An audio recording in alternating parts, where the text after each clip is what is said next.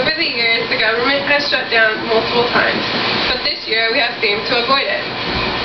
I'm sure when you heard the government was shutting down, you wondered what was going to happen or why the government was shutting down. Every fiscal year cycle, the Constitution requires all expenditures of federal funds to be approved by the Congress and the President of the United States. If Congress fails to pass any of the spending bills comprising the annual federal budget or continuing resolutions extending spending beyond the fiscal year, or if the President fails to sign or vetoes any of the spending bills, certain non-essential functions will cease, causing a federal shutdown. If the federal government were to shut down, that does not mean it would stop functioning entirely. Those who are accepted to keep the nation safe and operational would still be able to work. Congress, President Obama, presidential appointees, and specific judicial employees are accepted, but will not be paid until the government resumes operations. Other people who are affected by the government shutdown include the uniformed military, who will still serve but not be paid until the government resumes operations. Progress was shut down until the government resumes operations.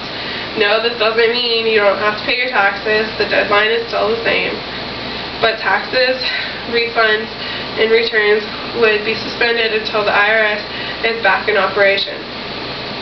Passport operations will be suspended unless it's an emergency.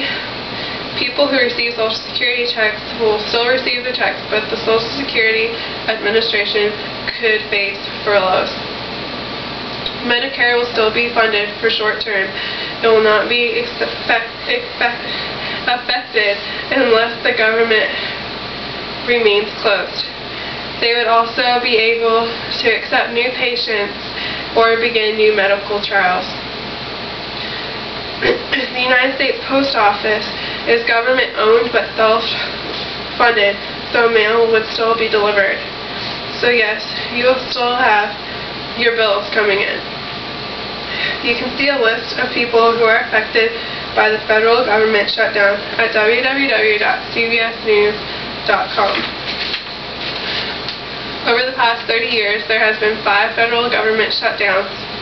One in 1981, the government shut down because President Reagan vetoed one of the continuing resolutions, which sent 400,000 workers home, but he later signed a new version of the conditioning resolution, and workers came back the next day. Another shutdown happened in 1984 because there was no approved budget, which sent 500,000 workers home. Later, an emergency spending bill was signed, and they were back the next day. In 1990, there was yet another shutdown because there was no budget or continuing resolution. President Bush signed an emergency spending bill, which brought the workers back. The biggest government shutdown was in 1995 and 1996, when there were 2 government shutdowns because of a budget passed, which affected 800,000 people. And here I have a pie chart that shows the amount of people who were affected. Out of 4.4 billion people, 80% were worked without pay, and 20% were furloughed.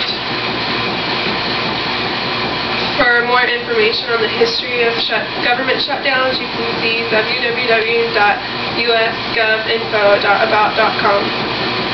This year, a similar amount of people as to the 1995 shutdown would be affected if the government were to shut down this year. This year, just an hour before the deadline, Congress finally reached the consensus on the $38 billion budget cut. The actual approval for the new budget will be coming soon. So far, the 2011, the government will stay open, and those 800,000 workers will continue to work and be paid. Military personnel will serve and be paid for their active duty. Taxes are still due, but the tax refund and return date is still undetermined. And so far, we get to avoid yet another government shutdown. For all the information about the government shutdown, you can see www.cbsnews.com, and you can also see www.usgovinfo.about.com.